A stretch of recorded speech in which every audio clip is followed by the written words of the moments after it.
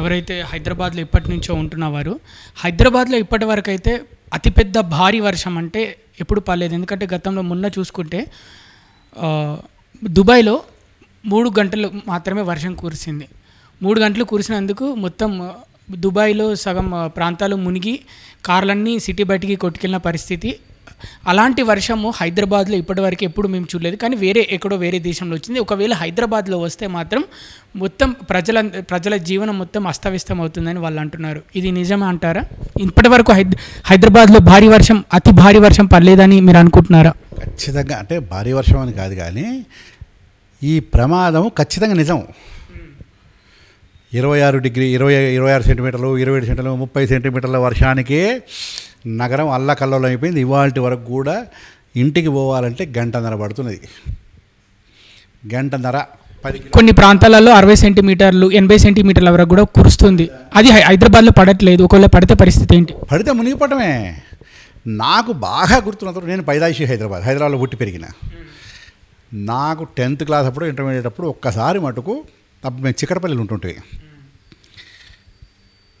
ఆ old city నుంచి ఆ చుట్టుపక్కల గౌలిగూడ తర్వాత అటు నుంచి తట్టాబుట్ట నెత్తిన పెట్టుకుని పులోహం జనాలు వచ్చారు. ఏంటంటే మూసి బొంగుతున్నదని బాగా లీలగా జ్ఞాపకం. ఎప్పుడో 50 ఏళ్ల క్రితం, 45-50 ఏళ్ల క్రితం రాత్రి బగళ్ళు అటు ఎగువ ప్రాంతాలకు ప్రజలు తరలి వచ్చారు.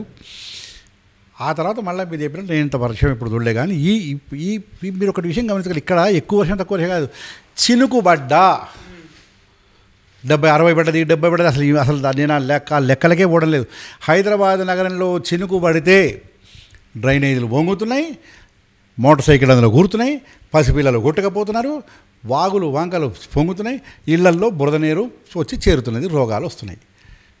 సో అది ఎక్కడో పడ్డది, ఇక్కడెక్కడో పడ్డది కాదు.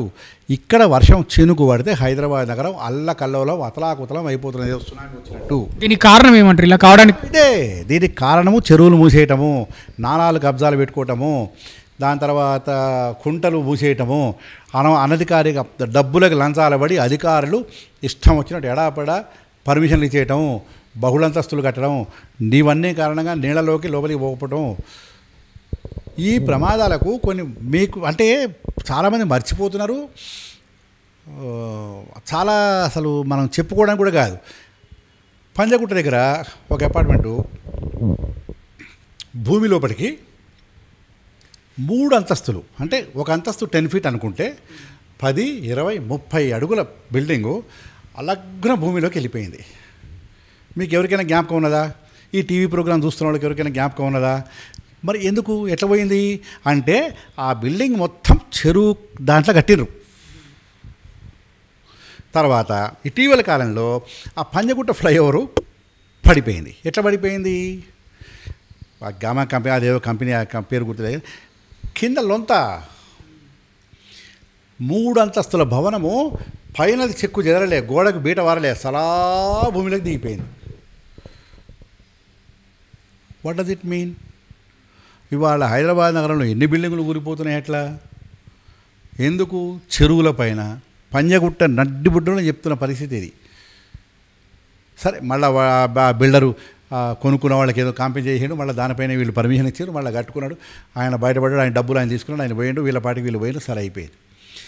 ఈ ప్రమాదము హైదరాబాద్ నగరంలో మన కళ్ళ ముందు రాష్ట్ర రాజధానిలో జరుగుతుంటే కళ్ళు మూసుకుపోయి చెవులలో సీసం పోసుకొని మాటలో నోట్లో కరకాయ పెట్టుకొని మాట్లాడకుండా మనందరం చూస్తూ తమాషా చూస్తూ అయ్యో పడిపోయింది అంటాం, తెల్లారేసి మళ్ళీ మనం ఉరుకుడు మనమే ఉరుకుతున్నాం. ఇవాళ జరుగుతున్నటువంటి యాక్టివిటీకి అందుకే మొట్టమొదటి నేను చెప్పిన కేవలం కూల్చివేతలకు మాత్రమే హైడ్రా పరిమితం అయితే సరిపోదు. దీనికి అనుబంధంగా ఉండేటువంటి అనేక రకాల చర్యలు తీసుకున్నప్పుడు మాత్రమే పట్టుబడదు, దీని యొక్క సఫలీయమవుతుంది. ఏమిటి? ఇప్పుడు కూలగొట్టాము, ఆ డెబ్రీస్ ఎవడు తీయాలి? డెబ్రీస్ తీయలేకపోతే మళ్ళీ చెరువులో పడి చెరువు సగం మునిగిపోయిన మళ్ళీ వాడు దానిపైన పునాది వేస్తారా చెరువు మునిగిందని? ఒకటి. చెరువులో ఇప్పటికే ఉన్న పుడికి ఎవడు తీయాలనా? 2.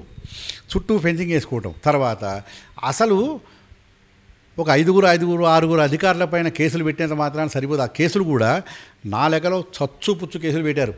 ఎవడైతే చెరువులలో పర్మిషన్ ఇచ్చిండో ఆ అధికారి విశ్రాంతి అధికారి, రిటైర్డ్ అధికారినా, సర్వింగ్ అధికారినా, ఫస్ట్ మొట్టమొదటి మన ఆస్తులు మొత్తం అంగుళం జప్తు చేయాలి. ఇది ఫస్ట్ నువ్వు ఆ సెక్షన్లు పెట్టి మనకు ఆ శిక్ష విధించేట్టుగా చెయ్యి. దెబ్బకు అంటే ఒక దగ్గర ఆరుగురికి నేనేదో చందానగర్లో ఒక ఆఫీసరు, షెల్లింగంపల్లో ఒక ఆఫీసరు, లేకపోతే ఇంకొకటి ఎక్కడో నేను పెట్టినా అంటే నడవదు. జిహెచ్ఎంసీలో ఎవడెవడైతే పర్మిషన్లు ఇచ్చిండో కేంద్రం నుంచి పై వరకు ఎత్తు దెబ్బకు సిస్టమ్ కంట్రోల్లోకి వస్తుంది. అది